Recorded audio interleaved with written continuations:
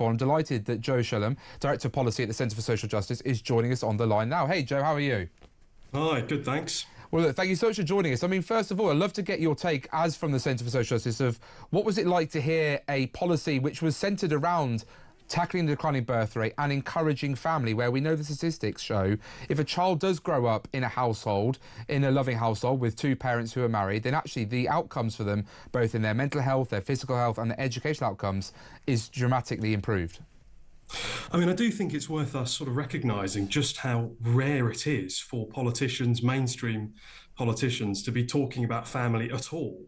And that's got to be welcome. We do see leaders with often sort of checkered marital histories very nervous to step into this area. Quickly accusations of kind of moral hectoring and things like that do come about. But we can't have a blind spot to family. It is obviously incredibly important to practically all of us in a day-to-day sense. But across all of society, whether we're looking at educational outcomes, at employment outcomes, and even our health, family is right there at the bedrock. So credit to Reform and to Nigel Farage for starting that conversation today, even if there are some fiscal questions about the implementation of some of these policies. Well, I was about to say, I think the report, as I say, Give Families Credit, from the Centre for Social Justice, written in June 2024, suggested if the personal tax allowance that's £12,500 is maintained as it is, that there would then be the ability for 100% transferable, which I think was estimated to be between £3 and £6 billion. But what Nigel Farage is saying is that he will have the tax-free allowance up to £20,000, and then 25%, aka £5,000, would be allowed to be moved from one partner to the next. Do you worry about the policy because of that 20,000, which obviously is going to come at a much bigger cost, that personal tax allowance? Would you like to see it written as the Centre for Social Justice suggested?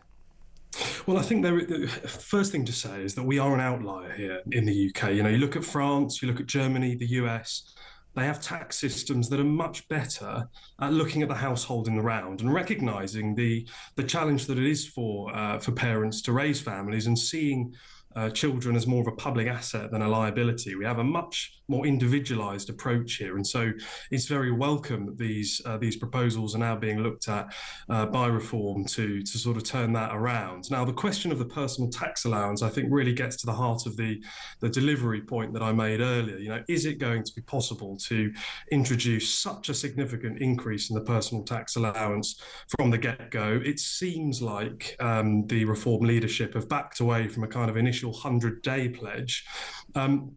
But whether or not they're able to implement that personal tax allowance increase, the principle of moving to a household-based model that begins to recognise the importance of family in our tax code cannot be anything but a good thing.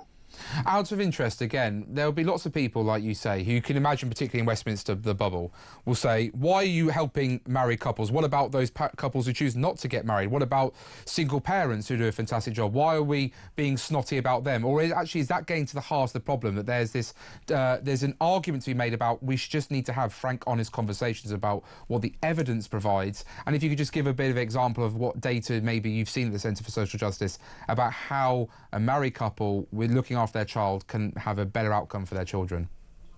Well, I think that the key thing here is to recognise that it is by no means either or. Whatever your family situation, if you fall into hardship, if you are struggling, if you have additional needs that need to be met, there should be support available for you. So that's the kind of the starting point. But I think what needs to happen is a kind of a rectification of the imbalance that we've seen over the years, where families haven't been given the kind of support they need to produce children, and frankly, we see a huge imbalance in the desire for more parenthood. We've got a fertility rate of about 1.5 at the moment, and I think the desired output is about just over 2. So there are things going wrong there, whether it's from housing to tax to other things. And as you say, the longer term sort of outcomes that we see, whether it's homelessness, whether it's falling into the criminal justice system and other things, are very, very pronounced when children experience family breakdown in the home as well. So we have to support families, and we've got to have this national conversation about how best to do that. Do you think I thought one of the things that was interesting, what Nigel said today, was he was making that link, as you say, that if we have more children being born, then that will be more people who are able to enter our workforce, which actually will counter longer term the need for high levels of net migration, and actually making that very distinctive link. Some people might feel uncomfortable, but isn't it just a reality that if we're going to not need to pull on the lever of migration, we need to have more children?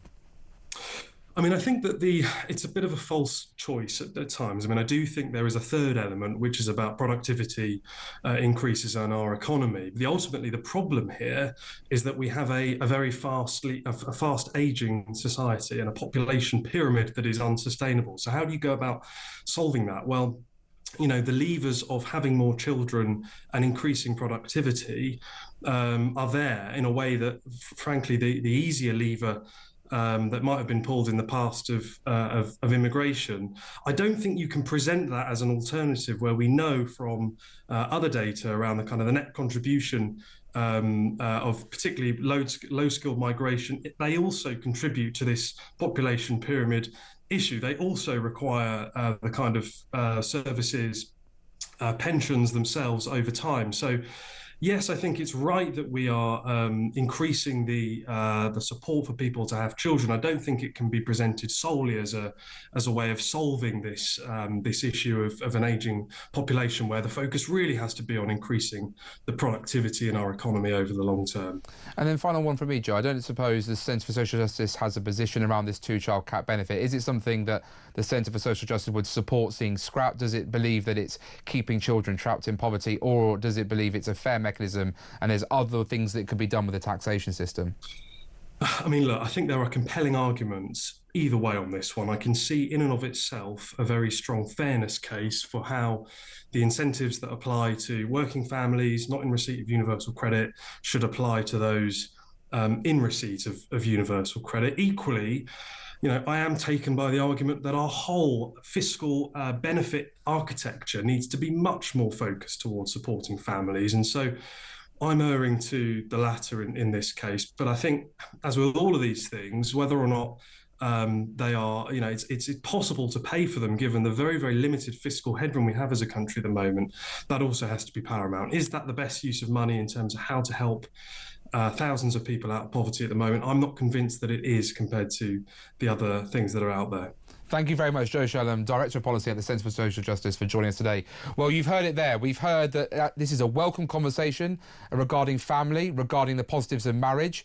Do you think this is something that should be discussed more by our mainstream politicians? Is the gauntlet now being thrown down to both Labour and Conservative when it comes to these policies? Labour on the two-child cap benefit, the Conservatives on making family policy much more friendly and fairer in the tax system. Ring in 0344 499 1000 or text in with the word talk to the start of your message to 87222, or follow us on X at talkTV. We'll see you shortly.